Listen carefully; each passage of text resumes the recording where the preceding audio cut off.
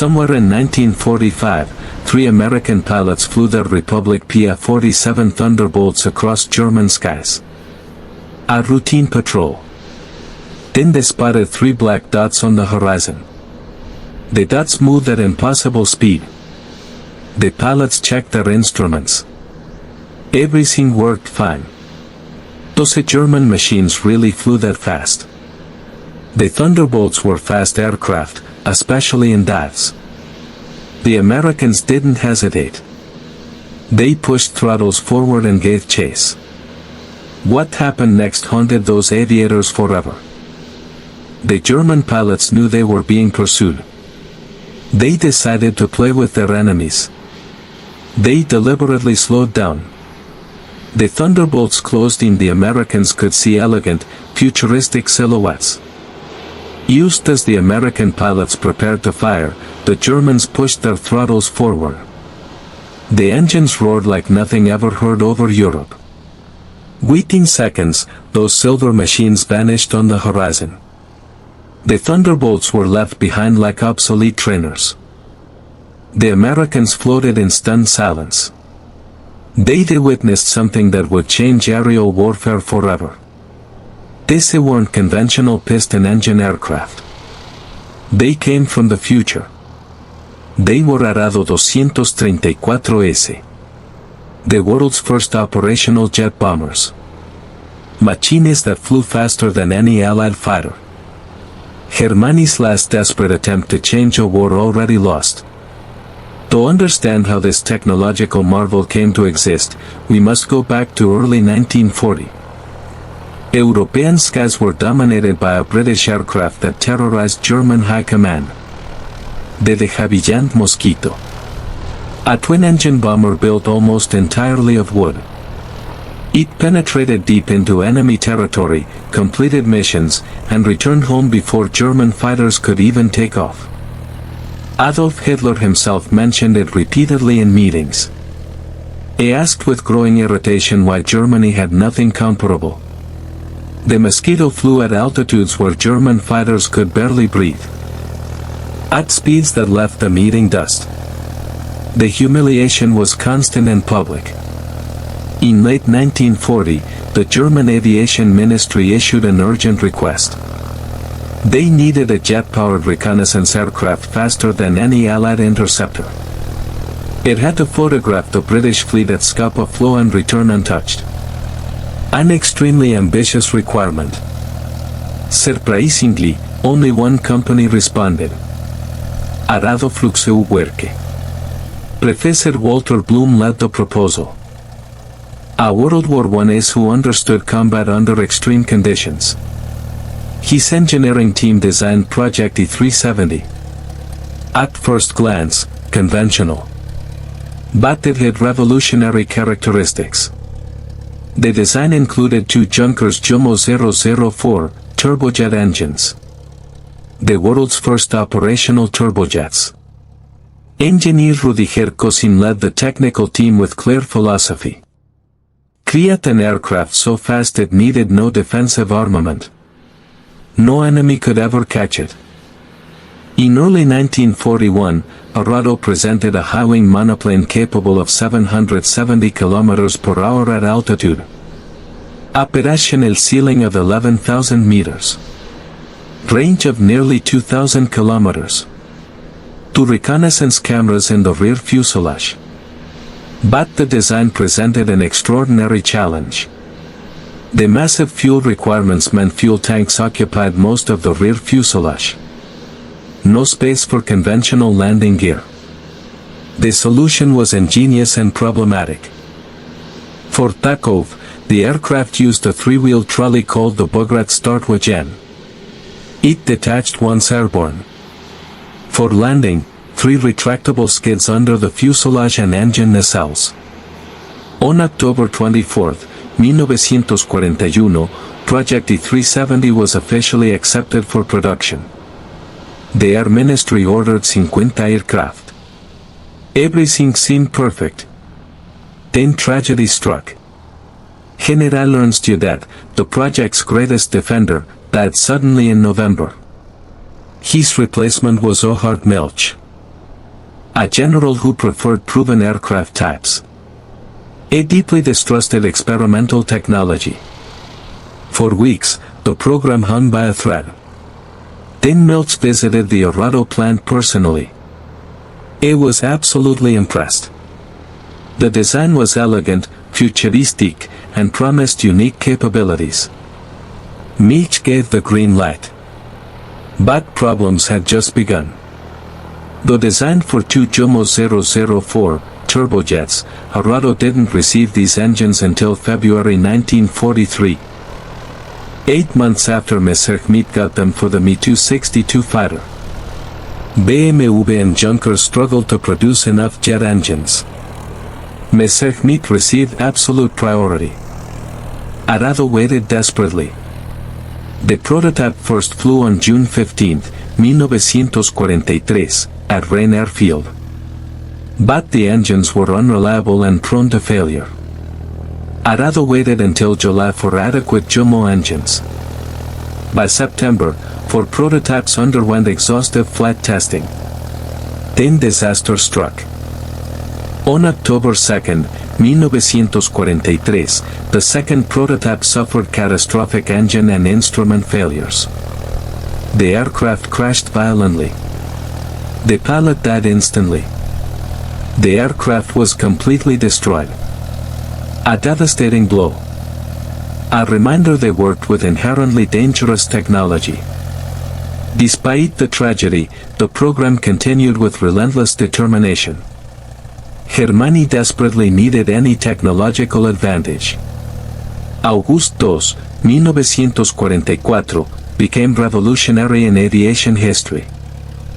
Prototype AR-230-47, piloted by Lieutenant Erich Sommer, took off for the first jet reconnaissance mission in human history.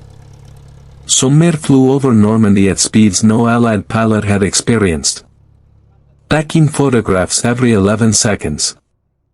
Enemy fighters couldn't even get close. A moment of technological triumph. But tragically for Germany, this success came when the war was already lost. The bomber version, AR-234B, began mass production. By late 1944, 200 units were delivered to the Luftwaffe. The baptism of fire came in December 1944 during the Battle of the Bulge. Germany's last major offensive. Unit KG-76 was the only Luftwaffe unit equipped with AR-234 bombers. The critical moment arrived in March 1945 during Operation Lumberjack. The US 9th Armored Division tried to take the Rhine's western bank. Nearly all buildings had been destroyed. Germans had blown up most bridges. But surprisingly, the Ludendorff railway bridge still stood. Demolition charges had mysteriously failed. On March 7, 1945, American soldiers captured the bridge. Engineers removed remaining explosives by hand. The Germans couldn't allow this. The bridge was a direct highway into Germany's heart. KG-76 received orders to destroy it at any cost. For 10 consecutive days, German pilots flew mission after mission. They dropped bombs with surgical precision. Allied anti-aircraft fire illuminated the sky. But gunners could barely track the Arados. When they finally adjusted aim, the aircraft had already completed its bombing run. Finally, after days of relentless bombing, Ludendorff Bridge collapsed. 28 American engineers died. A Pyrrhic victory. During those 10 crucial days, Allied engineers had built a pontoon bridge. It provided the vital Rhine crossing they needed. The bridge's destruction meant nothing strategically. It came too late to change anything. Pilots who flew the Arado agreed it was elegant, fast, and surprisingly maneuverable. It reached 869 kilometers per hour.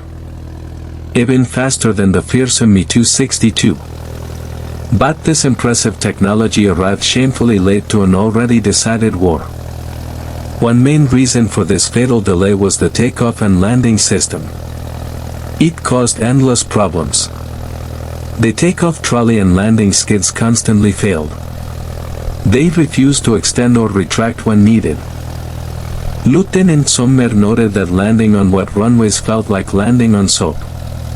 The aircraft slid dangerously without control. These technical limitations meant the Arado flew very few operational missions. Most Allied pilots never saw it during the entire war. In 1944, Allied troops in Normandy detected the bomber streaking across the sky at 740 kilometers per hour. A silver lightning bolt overhead.